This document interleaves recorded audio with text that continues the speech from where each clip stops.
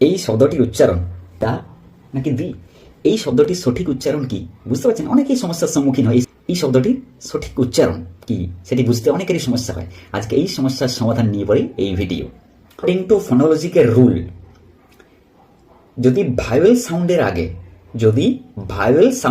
ভাইওয়েল কতগুলি আছে না? এ, ই, আই, ও, ইউ, এই পাঁচটি, অথবা যদি কোনো ওয়ার্ডের উচ্চারণ কনসোনেন্ট হওয়া সত্ত্বেও তার উচ্চারণ ভাইওয়েলের মতো হয়, তখন যে উচ্চারণটি হয় সেটি হচ্ছে টি এইচ ই, দি। টি এইচ ই এর উচ্চারণ হয় কি না? The. For example, the apple, the owl, the orange. অনুরূপভাবে যদি কনসোনেন্ট সাউন্ডের আগে এই ওয়ার্ডটি থাকে তাহলে এর উচ্চারণ হবে দা। এর উচ্চারণ কি হবে? এর উচ্চারণ হবে দা। টি এইচ ই এর উচ্চারণ